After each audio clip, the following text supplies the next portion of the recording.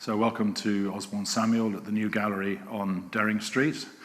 Many of you will know us from our Bruton Street gallery, where we were for many years and lived very happily. And we've now moved from there to a dedicated gallery space, a very beautiful gallery space. It was first opened by Anthony Doffe in a block just at the top of Bond Street on Dering Street, which is well known for the quality of its galleries. In fact, where we are, David Judah, Annalee Judah Gallery is upstairs, known for his Hockney exhibitions, amongst many others, and there are two galleries also on the ground floor.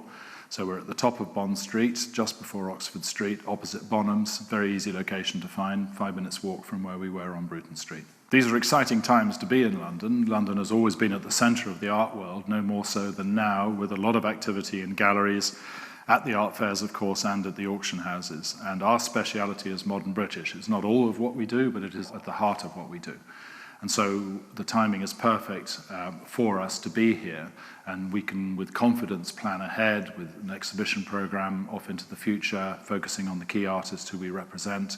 We'll be having a look a little later at some of the particular artworks which are typical of the kind of work we deal in. Many of you will know me, Peter Osborne. I'm the director with Gordon Samuel. We both started Osborne Samuel, and our key colleagues have all come from Bruton Street, and we will carry on doing here all the things that we did in Bruton Street and for which we're well known. And that means very good gallery exhibitions, great publications on the key artists who we represent, such as Moore and Chadwick and Keith Vaughan. And also, of course, we'll still be at the art fairs. If anything, that's the way the market is moving, and you'll see bigger and brighter presences for us at the art fairs, both in the UK and overseas. Some of you will have seen us at Masterpiece, where, of course, we did a pretty spectacular installation this year, and that's typical of the way we're going to be going in the future. The gallery has been really well constructed, and we were very fortunate when we came here, because the previous occupants of the gallery, right back to the early days when it was Anthony Doffe's first gallery in London, really concentrated on beautiful design. So as you see, the walls are well made, the hanging system is ideal. One of the main walls in the gallery actually rotates on its axis, and so we have the opportunity to play around with room spaces. Very ingenious sliding storage, back offices have all been fitted in. So the first thing that surprised us when we moved in is that we can actually hang as many pictures as we could in Bruton Street. The space itself is slightly smaller than Bruton Street, but we've got just as much hanging space as we had before. And we're really enjoying working with the new wall shapes and the new hanging system and the new lights and everything else. It's just come together so well. You can always find great works of art, and our inventory does change in the gallery from time to time, not just when we've got major exhibitions, but we're always bringing things in, we're always making new discoveries. For example, this wonderful Henry Moore drawing on my right, which is an absolutely stunning drawing from the 50s, which illustrates exactly what Henry Moore was doing at the time, examining the construction of the reclining figure, the relationship of the mother and child, playing around also with the idea of concave images. And so the mother figure is pushed back into a sort of cave-like concept, which helps enormously to sort of structure the figure in the context and in the shape. So that's a really, really special Moore drawing. It's a very big Moore drawing. It's one of the biggest ones we've ever had, and a real treat to have in the gallery. Behind me are William Scott. Again, we work directly with the Scott family. First had that picture in the gallery, in the old gallery, in 1988, and it's come back to us since then from the family. We're particularly keen on the work of William Scott, both the earlier works and the later works, and we've started to take Scott now more and more to America, where he did show in the 1960s and 1970s, and so we're following up on some of those New York gallery exhibitions and giving him the international exposure that he deserves. Here we have a Lynn Chadwick sculpture.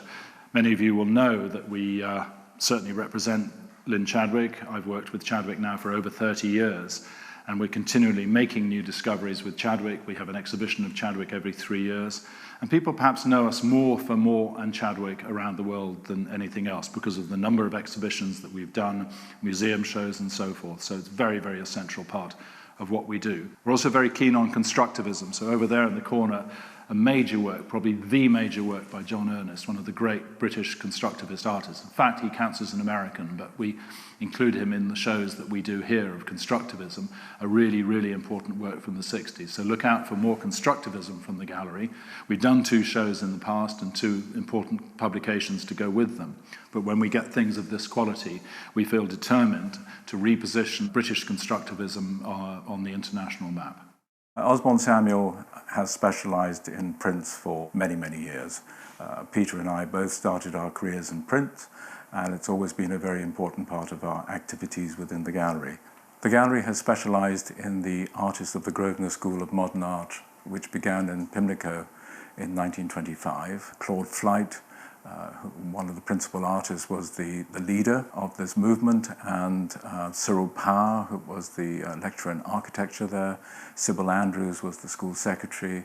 Lil Schudy came from Switzerland, and some Australians, Ethel Spowers, Evelyn Syme, and Eileen Mayo were also involved. We represent the estate of Edward Wadsworth, and we are specialists in the works of C.R.W. Nevinson, Christopher Nevinson, whom we gave a very large retrospective exhibition to in 2014 to commemorate the beginning of the First World War, and was one of probably the largest collection of Nevinson prints that have ever been amassed, even in his lifetime. We also work with contemporary prints, and we have works by Jim Dine, by William Kentridge, and these are all shown during the two principal print fairs that we show at the London Print Fair at the Royal Academy of Arts every spring, and every autumn at the IFPDA Print Fair in New York.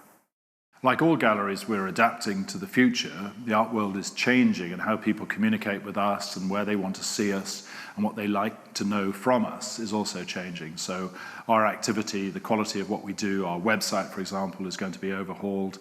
Our management systems are being overhauled. We're very active on social media, so you'll find us on Instagram, obviously on Facebook and other social media sites like Artsy and ArtNet.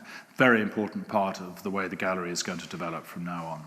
And we intend to carry on with our full programme of exhibitions, running forward into the future, focusing on the key modern British artists, which is our speciality.